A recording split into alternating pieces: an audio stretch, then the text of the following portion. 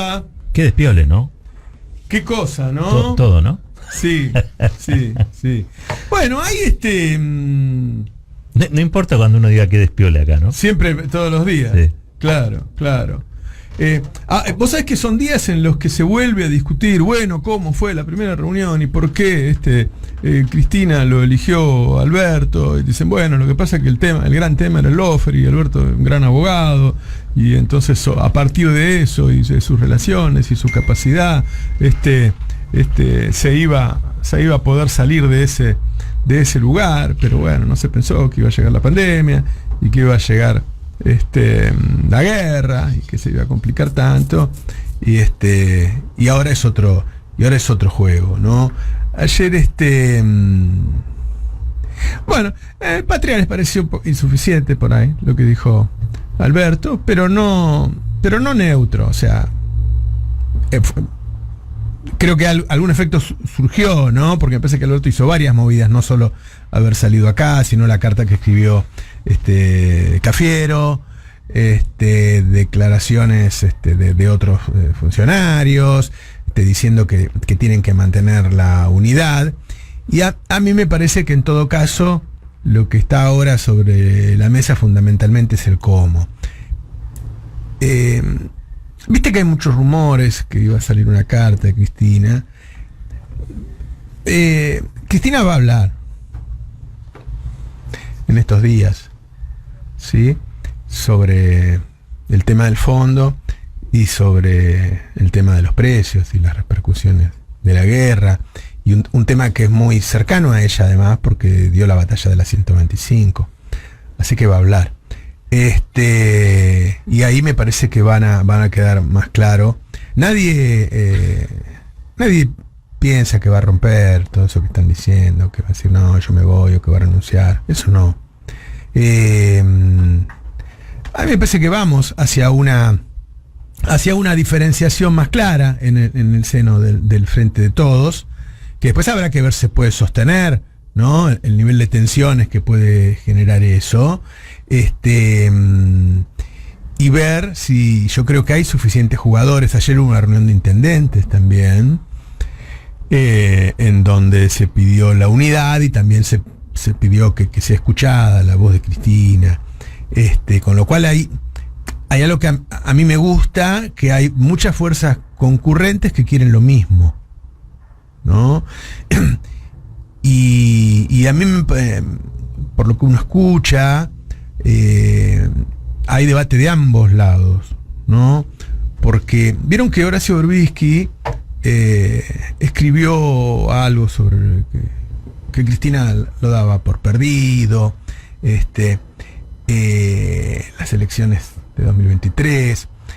Y yo el lunes estaba muy ocupado, pero estuve viendo a quién se lo había dicho eso Cristina, porque yo, obviamente, si lo escribe Berbisky, uno piensa que es cierto, por la trayectoria de Berbisky, pero de todas maneras uno tiene que buscar sus fuentes. Y la verdad que yo hablé con dos sindicalistas que estuvieron con Cristina, y que Cristina dijo que 2023 estaba perdido, porque si perdimos el año pasado creciendo al 10%, ¿cómo no vamos a perder ahora con la guerra y con el Fondo Monetario Internacional? Esto ya está perdido. Tratemos de ganar la provincia de Buenos Aires. Ellos, la derecha, se va a quedar 4 años y va a perder de nuevo. Y nosotros en 2027 sostenemos nuestras banderas y podemos volver. Claro, esa posición genera mucho debate, porque primero, 1 año y medio antes decir que vas a perder, no. Y es raro, ¿no? Es raro encontrar, no solo en Argentina, sino en el mundo, un líder que dé por perdido una elección 1 año y medio antes. Después, ahí hay una especulación sobre que la derecha se va a quedar solo 4 años, pensando que la derecha se repite, y la derecha es inteligente, aprende, y me parece que está bastante claro que la derecha cuando vuelva va a volver con el peronismo. Eso te lo dicen, si vos hablás con Larreta, dice, yo quiero de jefe de gabinete a Uniac o a Schiaretti. Yo quiero contar con Córdoba, con Santa Fe, con Entre Ríos, con San Juan. A la pucha, ¿no? Y la verdad que cuando uno ve la actitud de esos gobernadores de esas provincias, no parece ninguna locura que eso ocurra. Entonces la verdad es que lo mejor que podemos hacer es no darles la pelota porque no las devuelve más. y después que es no sé, yo no lo acepto. Yo no doy ninguna pelea por perdida. Discúlpeme que dé mi opinión, pero cuando vos pasaste hambre, no podés aceptar que otros pasen hambre. Entonces, yo no puedo aceptar que nos pasemos 6 años más de la gente sufriendo y entregando, ¿no? Es cierto, creo que Cristina tiene razón cuando dice, bueno, ¿y qué crees que haga? Lo doy por perdido porque no creo en las políticas de Alberto y no me deja a mí influir. Entonces, bueno, esa es mi posición. Bueno, ahí empieza a haber entonces elementos difíciles de reconciliar, ¿no? En esas posiciones. Yo creo que en estos días en que Alberto va a haber reuniones con empresarios, con sindicalistas, se debería poner sobre la mesa el ingreso de los trabajadores. Porque la verdad es que en la mayoría de los sectores el salario hoy representa la mitad en los costos de lo que representaba en la época de Cristina. ¿Sí? Es decir, si por el sector metalúrgico, por ejemplo, antes representaba el 12%, ahora representa el 7%. Quiere decir que están en condiciones de pagar sueldos mucho mejores. Yo digo, sobre esa mesa se podría decir, bueno, paguen, aunque sea un bono de 20 lucas 3 meses seguidos, recompongamos los ingresos de los trabajadores. Me parece que estaría buena alguna movida de Alberto, porque además que despierte la expectativa en todos, ¿no? Porque vos podés decir, no, Cristina, vos estás equivocada, no podés dar por perdida. Bueno, ¿y por qué? ¿No? Decime qué estamos haciendo para que eso no ocurra. Y a mí me parece que estamos en esa instancia, ¿no? A mí no me gusta, sinceramente, que se den por perdidas las elecciones. He perdido algo en algún lugar, aunque sea inconscientemente, empiezo a apostar a eso, porque toda mi estrategia empieza a ir hacia ese lugar, ¿no? Entonces me preocupa. Ahora entiendo que, claro, si yo soy un jugador que está mirando el partido y no me dejan jugar, no me dejan opinar sobre cambiar un jugador, que a mí me parece que hay que cambiarlo, y no puedo hacer nada, entonces, bueno, yo digo lo que pienso, ¿no? O sea, todos sabemos que no se pueden ganar elecciones si no se recupera el ingreso, ¿no? Ahora, hay muchas variables para ver y me parece que hay que bajar los niveles de enojo y qué sé yo, porque yo no sé si ustedes saben que la economía sigue creciendo muy fuerte. Es increíble, pero en este momento la economía sigue creciendo muy fuerte. La economía este año va a crecer por lo menos 5%.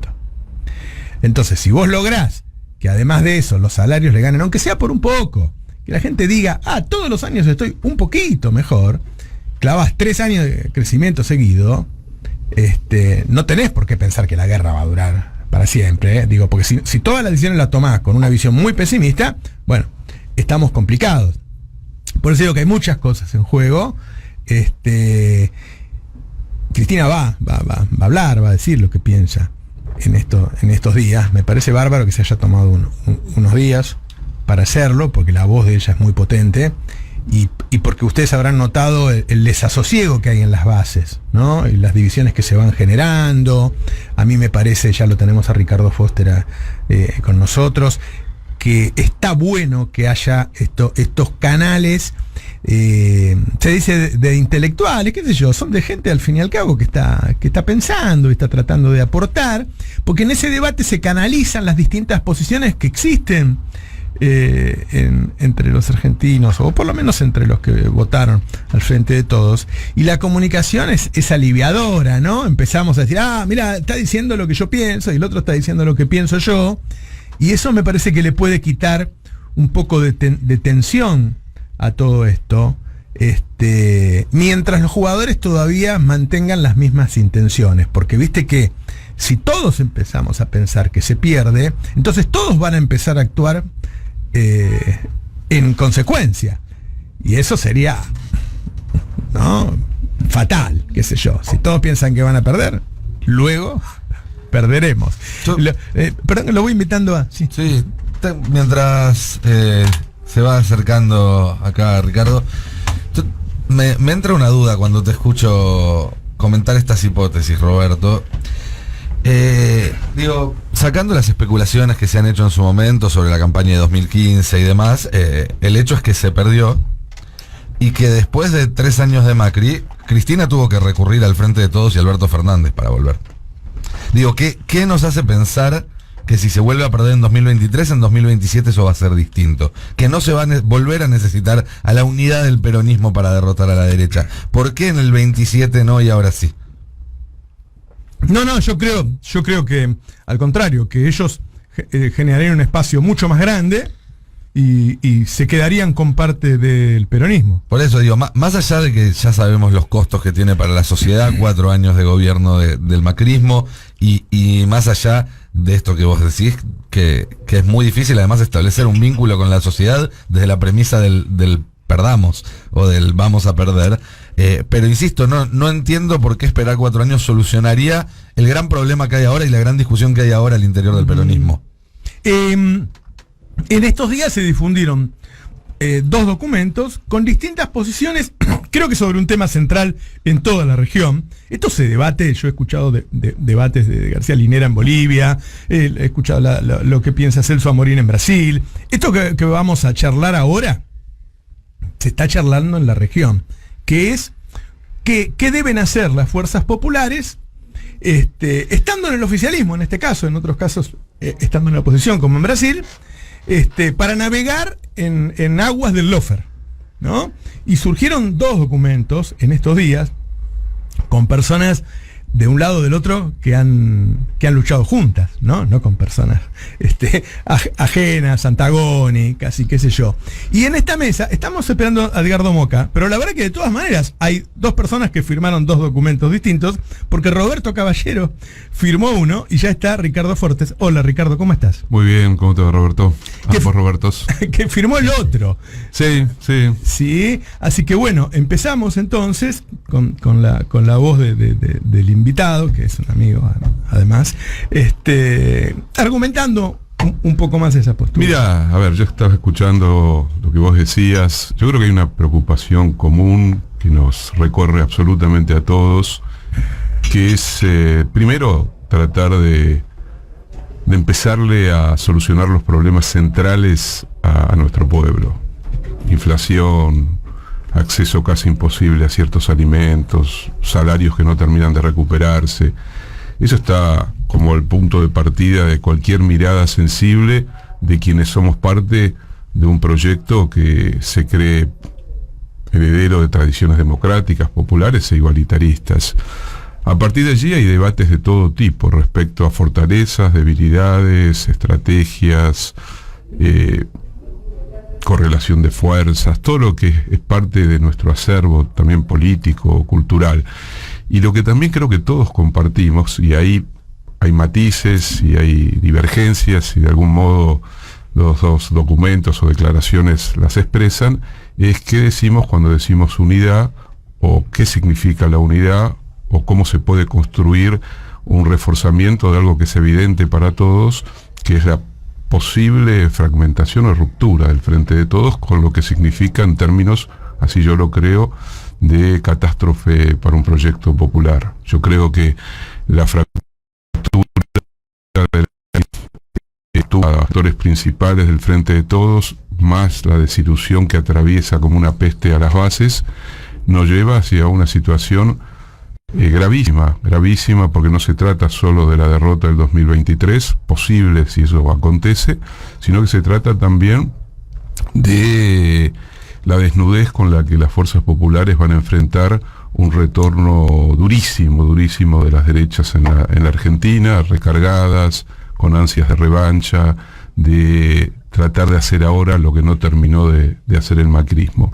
Ahora bien, eso no significa que la unidad sea una construcción abstracta, que haya que hacerla desde la moderación. Yo creo que ahí hay un gran equívoco. Puede ser que se haya fallado en el modo como se redactó, o se ha tomado solamente una parte de esa frase que termina con un llamado a acciones transformadoras que tengan capacidad de producir una diferencia en la escena económico, social y política actual. Entonces yo creo que lo que había allí en esa primera declaración, y lo han firmado compañeros y compañeras, amigos y amigas muy entrañables, de la misma manera que en la segunda declaración hay también queridísimos amigos y amigas con los que hemos compartido muchos años de lucha, de ser parte de la construcción de la identidad kirchnerista. En el caso personal, creo que la construcción de Carta Abierta fue una experiencia extraordinaria que fue, junto con otros momentos cultural-políticos de aquellos años, fecundadora de, para mí, una identidad que reconstruyó a un peronismo que había atravesado, como decía mi amigo Nicolás Casullo, el prostíbulo de los años 90, ¿no? Entonces, me parece que lo que hay que buscar ahora, más allá, y una vez que se han puesto sobre la mesa las miradas, las diferencias, los acuerdos, hoy hay que tratar de encontrar los acuerdos posibles dentro del Frente de Todos, que sean capaces de motorizar una continuidad activa de la unidad en términos de acción real del gobierno, que venga a disputarle al poder económico, mediático, político, la Argentina del presente y la Argentina del futuro. Este es el punto central, creo, de nuestra declaración, donde no ponemos nombres y apellidos, donde precisamente dejamos de lado el tema del acuerdo con el fondo, porque sabíamos que ahí había una disputa y una querella clave, y que yo reconozco como tal, y lo que buscábamos, quizás no encontramos el tono adecuado, lo que buscábamos era generar la posibilidad de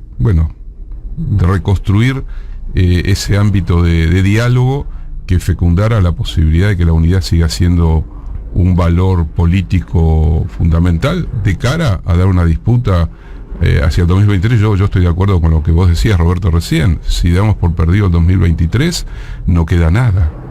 Todo se termina antes y de la peor manera, y todos van a pagar un precio gigantesco, todos vamos a pagar, aparte del precio que va a pagar, que es el que más lo va a sufrir, que es el pueblo argentino, los sectores populares, ¿no? Le doy a Roberto que ese documento nace como una respuesta al anterior, Roberto. Yo creo que un planteo. Primero lo saludo a Ricardo, nos conocemos hace miles de años, yo aprendo de él cuando dicen documentos intelectuales. No, intelectual acá ahí está Foster. Yo en todo caso, lo que puedo discutir un poco si es de política, porque me interesa la política y porque creo que la herramienta, digamos, para transformar la realidad. Nace como respuesta, pero en realidad nace como propuesta de diálogo. Si vos lees el documento, el encabezamiento es bienvenida a la discusión, bienvenido al diálogo. Yo reivindico sí al espacio kirchnerista como un espacio que hoy está debatiendo y sigue debatiendo. Creo que estamos a un año de que se cumplan 40 años de la democracia, ¿no? De la recuperación democrática. Y me parece que de este tipo de documentos, de este tipo, las ideas siguen moviendo para mí el mundo, y son las ideas también las que van a profundizar la democracia en algún momento. Con lo cual yo reivindico todo eso. En ese sentido reivindico, hasta te diría, los dos documentos. Nada más que hay un párrafo para mí desafortunado en el primero, que es la invocación a cierta moderación o la moderación contrapuesta a lo que sería una radicalización. Y esto porque firmé el documento, porque el argumento de la radicalización está puesto a girar por la Nación, con Cristalina Georgieva, con el Fondo Monetario Internacional, que plantea que el gran problema que tenía el fondo para firmar el gobierno, o que en el gobierno le llevaban la información de que había un kirchnerismo muy radicalizado que impedía el acuerdo. Entonces la palabra en sí, usada por el Fondo Monetario Internacional, y en ese contexto me parece peligrosa, porque radicalización remite a extremar las cuestiones, ¿no? Y la dictadura cívico-militar en la Argentina utilizaba la fórmula del extremismo para justificar la neutralización, que en ese caso fue sangrienta, del oponente, del disidente. Desde ese lugar dije, no, esto es una barbaridad. Así que yo no estoy de acuerdo con esto, y creo que fue un error, incluso hasta te diría de redacción. Después, ayer lo hablaba con Roberto, toda la descripción que hace en términos regionales, yo la entiendo porque la comparto, es el mismo enfoque. Bueno, acaba de pasar, ¿no? El golpe a Dilma acaba de pasar, sí. El golpe a Evo con intento de asesinato acaba de pasar, están calentitos en la historia. Pero si no sería al revés, la fórmula hubiera sido al revés, hubiera sido Cristina Alberto. Claro. Si no hubiera Claro. existido ese contexto, la fórmula de Cristina Ustedes López. piensen que mientras nosotros estamos discutiendo esto, y ustedes saben que en Bolivia está habiendo una discusión También, igual, ¿no? sí, claro. Entre Evo y el Sí, sí. presidente. Lula, mientras nosotros discutimos esto, Lula está armando algo parecido, si se quiere, incluso creo que más diverso, ¿no? Más diverso. Con lo cual, todos estamos con el mismo plan y el plan cuesta llevarlo a cabo. Sí, a ver, yo creo que efectivamente el escenario contemporáneo es de una complejidad inédita. Me parece que no se nos ahorró ninguna dificultad. A veces pienso en mi generación y lo único que faltaba era una peste, y después de una peste, una guerra.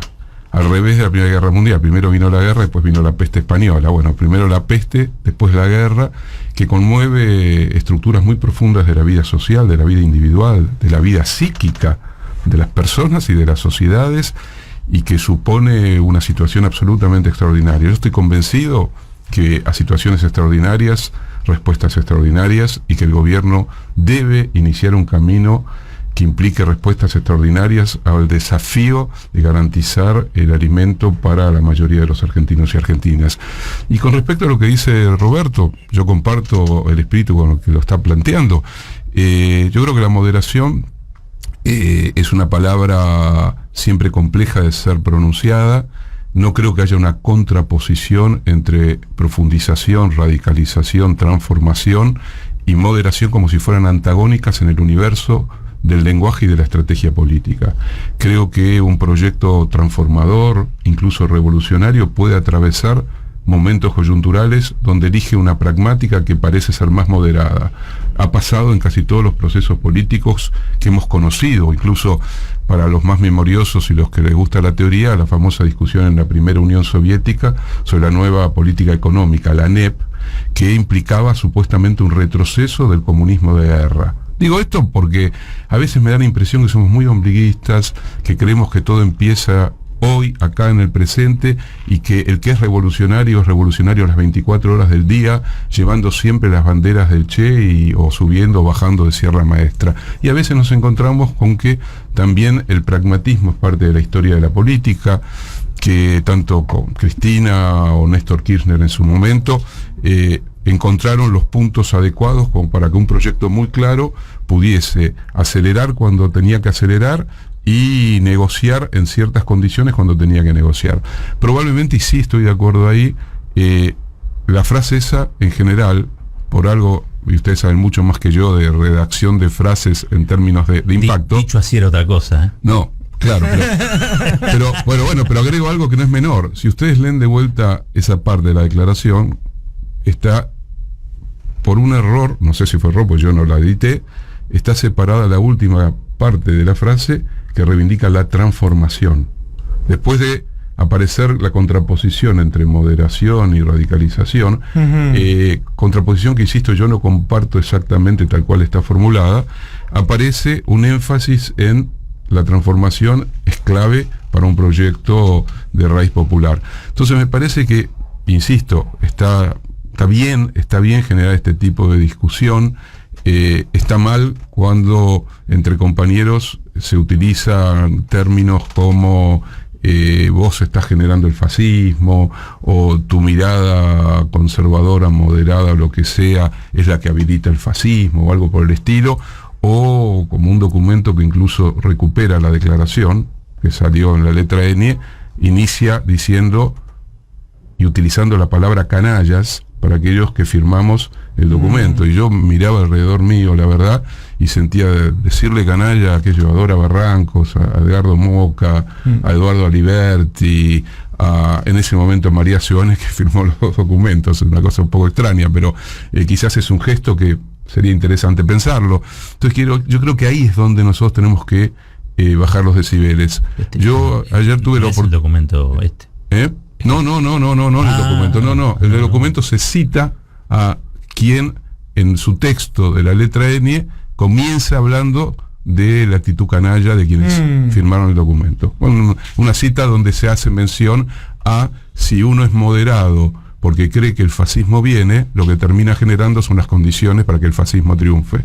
Cosa que también es muy discutible, y de vuelta, qué sé yo, serán los años y uno se va poniendo viejo, pero la llegada del nacionalsocialismo y del fascismo, tanto en Italia como en Alemania después, fue la consecuencia de la profunda desunión entre la socialdemocracia y la Internacional Comunista. Se pasó de la reivindicación del Frente Popular en un momento como el lugar en el que todos tenían que converger para luchar contra el fascismo, a la idea del frente de clase contra clase, frente único, donde la socialdemocracia pasaba a ser socialfascismo, con un gesto dogmático ligado a lo que después iba a ser la estrategia del acuerdo de la Unión Soviética con Alemania de Stalin. Entonces yo digo, corramos eso un poco a veces, ¿no?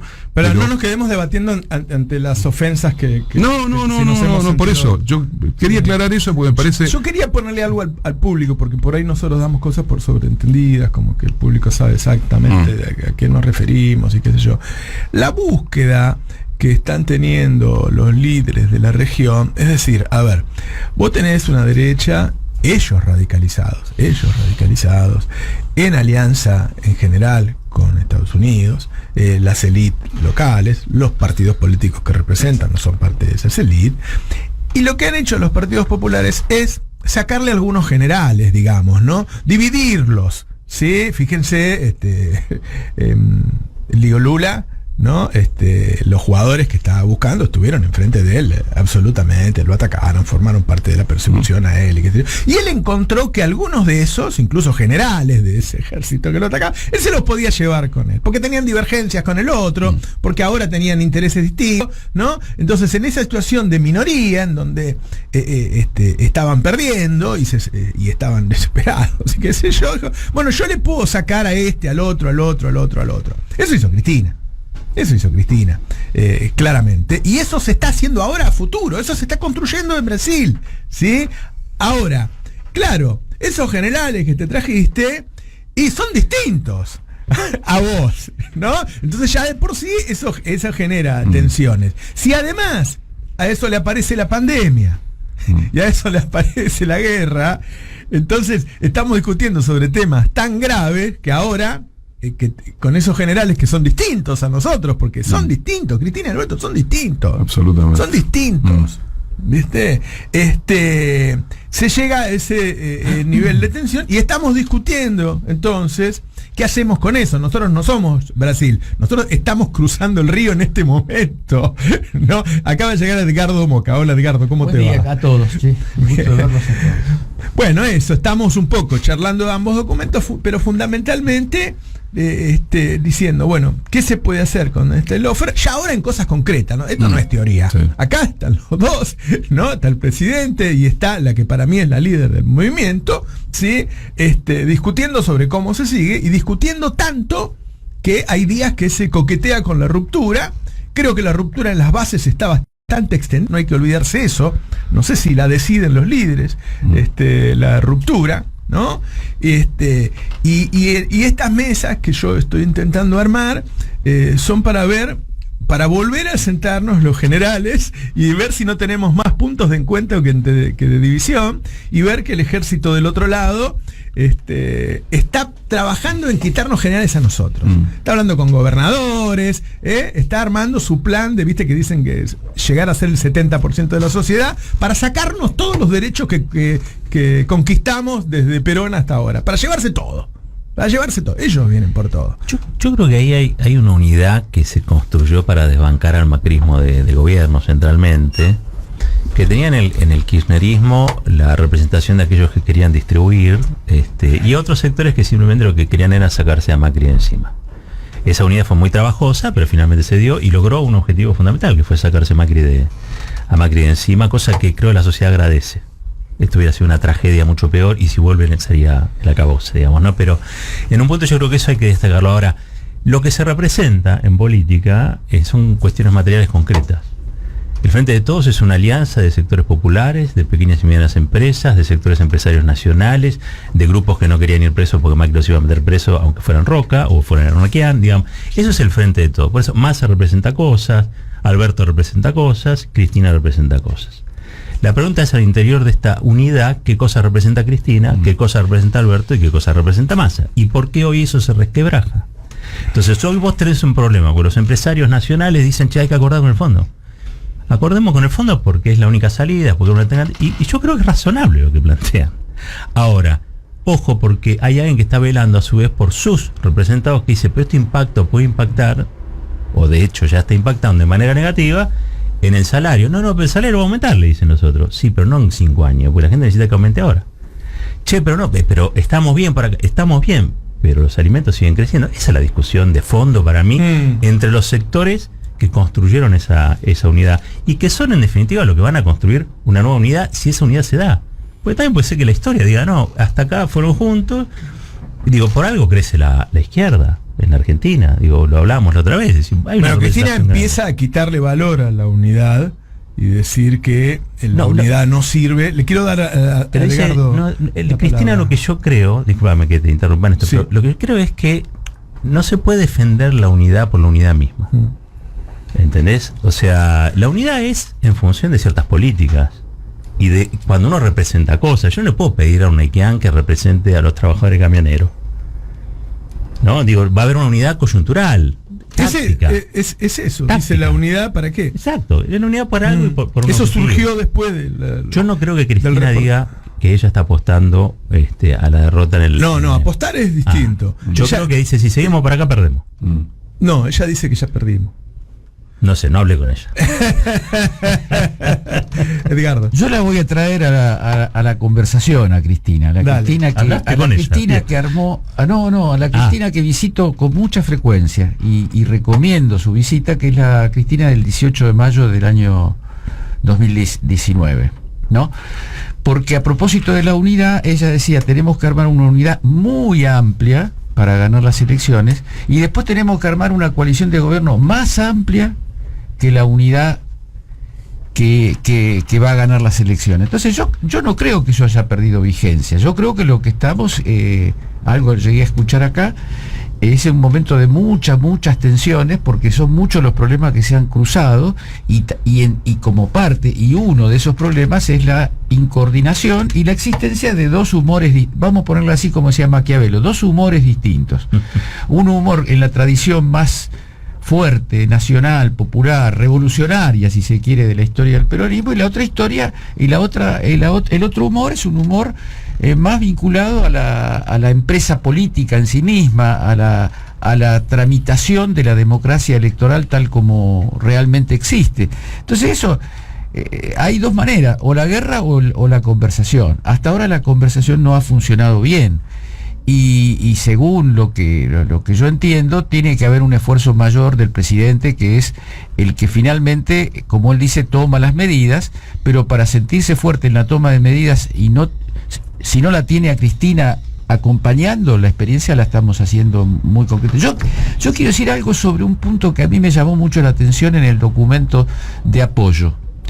Y aprovecho para decir que yo soy kirchnerista y cristinista, ¿no? Porque en estos días parece que por televisión procedieron a expulsarme del kirchnerismo. Yo no creo en esos métodos, me parece que el único método que nos salva es la conversación. Entonces, el punto en el que yo me quiero instalar es esta idea que leí en el documento de los compañeros, que dice que el frente ya se rompió. Que el frente ya se rompió porque lo rompió el pueblo al votar, al perder 4 millones de votos. Creo que ahí hay un error metodológico, hay un error sobre lo que es la política. La política es pueblo, pero la política es representación también. Y entonces, curioso y malo como soy, fui en busca de una referencia. La referencia que encontré media entre los años 2007 y 2009. Entre el 2007 y el 2009 el Frente para la Victoria perdió 3,5 millones de votos. Ahora perdió 4, o sea que es más. Pero habría que especificar en qué punto de la pérdida de votos se rompe un frente. Y yo creo que esa manera de analizar la política es una manera perdida. Dar por clausurada la etapa del Frente de Todos por el resultado electoral. Yo entiendo que haya pasajes de factura, que haya discusión sobre las causas, pero me parece que hay que ser muy serenos a la hora de cuidar una herramienta que, con todas las limitaciones que tiene, es lo único que nos separa del abismo. porque por ahí no se han puesto a pensar en qué significa la derrota electoral, la derrota electoral en las próximas elecciones. Es posible que en el vértigo de la lucha política perdamos de vista que estamos muy cerca de un desafío que define la suerte de la Argentina por mucho tiempo. A mí lo que comentabas recién, Edgardo, sobre la reacción que hubo, particularmente respecto a vos, pero que se está viendo también por estos días, sobre ciertas, cómo se extreman algunas posiciones, me sirve como disparador. Creo que en realidad acá hay un problema, que es que estamos viendo dos situaciones que se solapan y no terminamos de separarlas, y eso nos puede llevar a errores de diagnóstico. Porque por un lado hay una discusión que está muy presente, que es el futuro del Frente de Todos y esta alianza pan-peronista, o como quieran llamarlo. Pero cuando yo leo los dos documentos, el del viernes y el del lunes, y veo los nombres que firman ambos documentos, no hace falta ponerse a repasarlos, veo en ambos documentos una enorme mayoría, 90-95% de gente que hasta el 2019 era kirchnerista y que el día de hoy se sigue reivindicando kirchnerista. Con lo cual, una cosa son los debates al interior del Frente de Todos y otra cosa es al interior del kirchnerismo. Acá no es que había un documento firmado por Foster, Moca, Caballero, y del otro lado estaban Bocio, Amondaray, Juan José Álvarez. ¿Sí? Y es importante detenerse en esto, porque la premisa de que si el kirchnerismo se retira ahora, queda de alguna manera indemne y fortalece ese 30-35% histórico para una experiencia futura, creo que está equivocada, que creo que ya el kirchnerismo pasó por un proceso del cual no puede salir indemne y que no existe más ese 30-35% de 2015, 2017, 2019 y hasta 2021. Entonces creo que ahí es importante entender que estamos discutiendo no solamente el futuro del Frente de Todos como herramienta política, sino qué es el kirchnerismo, cómo reinterpretamos el kirchnerismo a la luz de lo que pasó estos últimos 2 años y cuál es el futuro del kirchnerismo. Y creo que si no se entiende que estas son dos discusiones que están íntimamente entrelazadas pero que no son la misma, nos vamos a encontrar con un nudo, porque vamos a estar tratando de resolver una pregunta con herramientas que en realidad necesitamos para contestar la otra. Perdón, sumo algo y después. Yo ayer entrevisté al presidente y me quedé pensando luego, porque fue muy extensa la charla, que nosotros decimos, bueno, la vas a llamar, cosas por el estilo, y yo creo que la llamaría con algunas decisiones. Es decir, que si él en este momento tomara algunas decisiones más cercanas, ¿sí?, a lo que proponemos, porque yo estuve de acuerdo con el fondo, pero no estoy de acuerdo con la forma en que se está peleando con la inflación. Estoy totalmente en desacuerdo con el planteo actual del gobierno sobre qué hacer con la inflación. Si tomara algunas decisiones contra la inflación y para que los ingresos le ganen a la inflación. Por ejemplo, yo recién proponía, bueno, te vas a centrar con los empresarios y los sindicalistas. Proponé que tengamos durante estos 3 meses, que van a ser muy bravos, un bono para todos los trabajadores de 10.000 pesos, de 20.000 pesos, no sé, ¿sí? Pum, primer punto. Segundo punto. Bueno, acá hay algo con el campo que no puede quedar que salen 5 tipos, agarran una cámara y nos apuran. Algo hay que hacer, no nos podemos retirar corriendo de eso de esa manera, porque ahí ponemos en peligro una cuestión simbólica muy fuerte, ¿no? Hay que ganarles, aunque sea una batallita chiquita, algo hay que hacer ahí. Entonces, me parece que el presidente, más que llamarla, si hiciera un par de gestos en donde dijera, ven que queremos lo mismo, ven que estoy haciendo lo mismo, porque no es un buen ejemplo de moderación decir lo que hiciste antes de ser presidente, que fui a ver a Evo, que a Lula y qué sé yo, ¿no? Entonces me parece que nos uniría más a las bases y a nosotros que estamos sentados acá, que tenemos matices, una acción que una reunión o que una palabra, ¿no? No sé, me parece. No, estoy de acuerdo. Lo cuento porque no veo motivo para no contarlo. Ayer tuve una extraordinaria conversación de Alberto y Cristina, donde supuestamente puedan discutir entre ellos dos encerrados en un cuarto sus acuerdos o diferencias, sino que se sale haciendo propuestas también, propuestas que escuchen y que representen a una porción clave y decisiva del Frente de Todos. Este es un punto, es cierto, dice Alberto, vivimos en un país presidencialista y el presidencialismo hace que yo sea el que tome la decisión y que no haya una presidencia colegiada. Pero hubo una excepcionalidad en la Argentina, que fue la construcción de una decisión histórica, que fue la de Cristina, precisamente al conferirle a la fórmula todo el bagaje, la potencia de lo que Cristina representa para, vamos a pensar, el 80% de los votantes del Frente de Todos en la elección triunfal del 2019. Eso significa que si bien el presidente es el que tiene que tomar en última instancia la decisión o la lapicera, es importantísimo que la voz de quienes representan ese espíritu, esa masa crítica que le dio forma al Frente y lo llevó al triunfo, tengan un lugar claro en las decisiones del presidente de la nación. Porque además, si Cristina está convencida de la derrota, porque dice, no ve lo que está haciendo, no tenemos ninguna... Bueno, Alberto, más que el llamado telefónico, puede decir, no, ¿ves que estoy haciendo esto? ¿Ves que estoy haciendo lo otro? Dale, no nos demos por perdidos, peleémosla.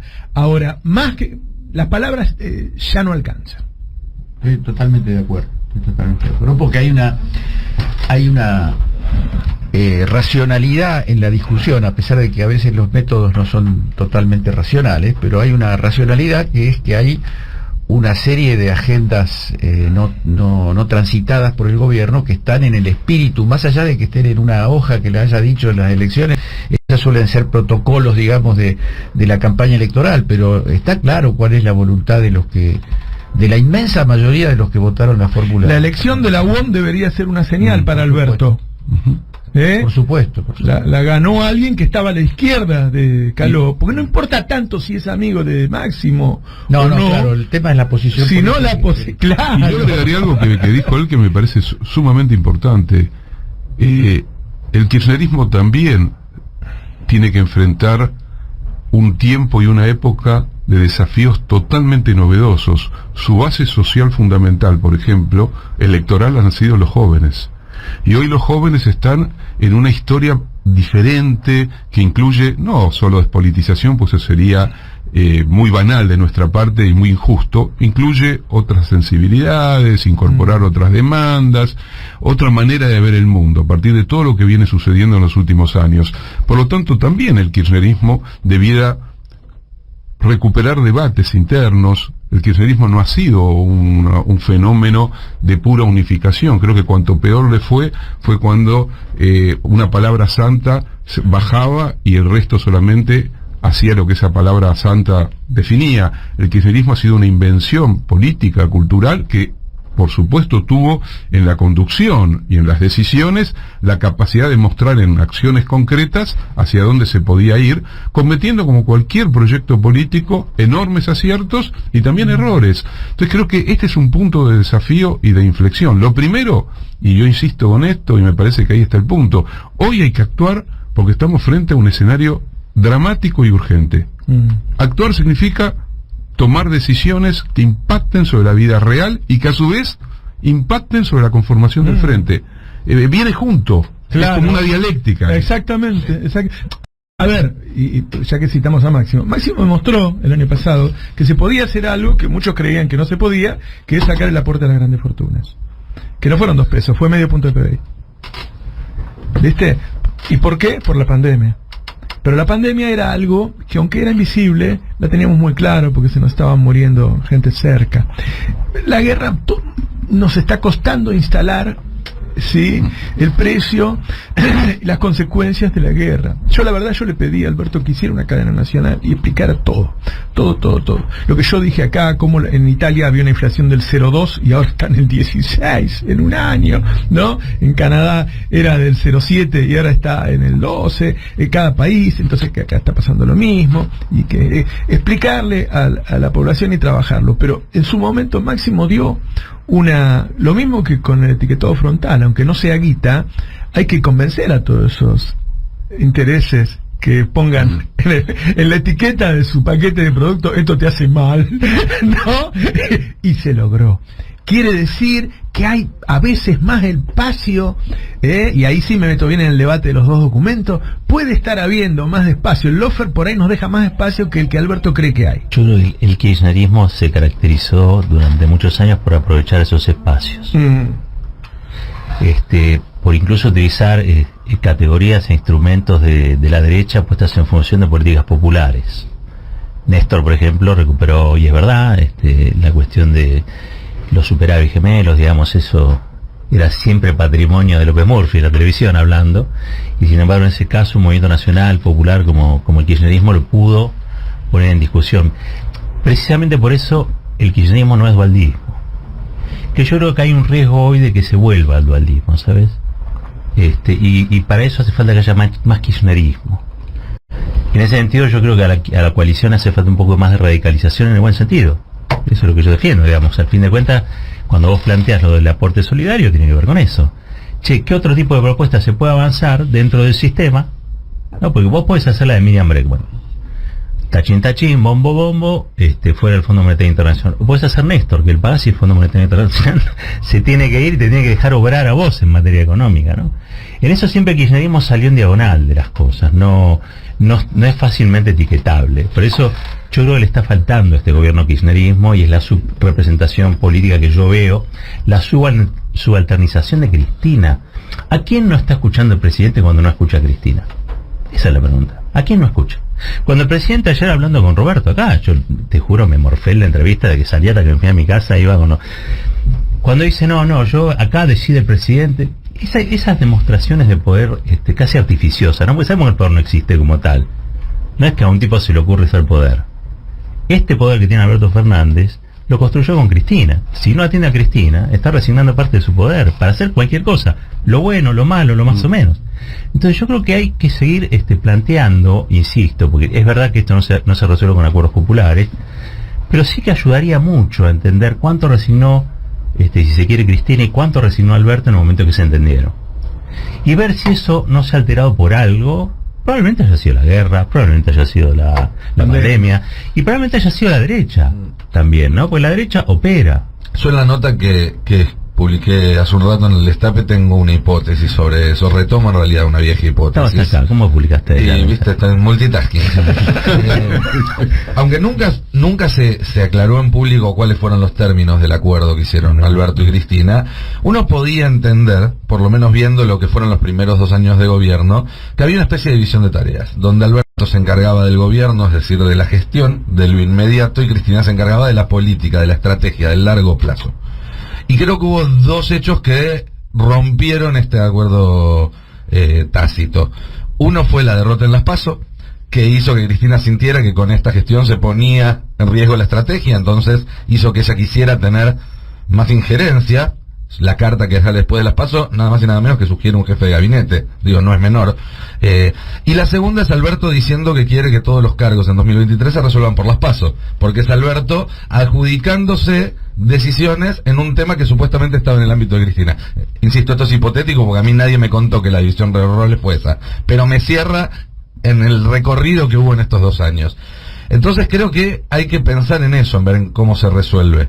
Cómo hacer, por un lado, que Cristina se sienta más parte de la gestión, y por el otro, que Alberto sienta que si hace bien las cosas va a tener chances también de opinar un poco más sobre la estrategia. Digamos, para tener él también un incentivo para sentirse solamente una rueda de auxilio, sino sentir más un incentivo para eso, para una unidad que quizás no sea la misma de la que hablamos los últimos 2 años, sino sea otra distinta, con los mismos protagonistas, quizás con más protagonistas. Yo creo que más que Cristina y Alberto, ahora habría que incluir como actores activos a los gobernadores, a los intendentes, a la CGT, también para blindarlos de que no venga un Larreta, un Morales, un Schiaretti y se los virle el día de mañana. Pero creo que tiene que ver un poco con eso, digamos, la ruptura, el divorcio. Creo que tiene que ver con esta división de tareas que había y cómo se fue complicando a partir de la derrota en las PASO.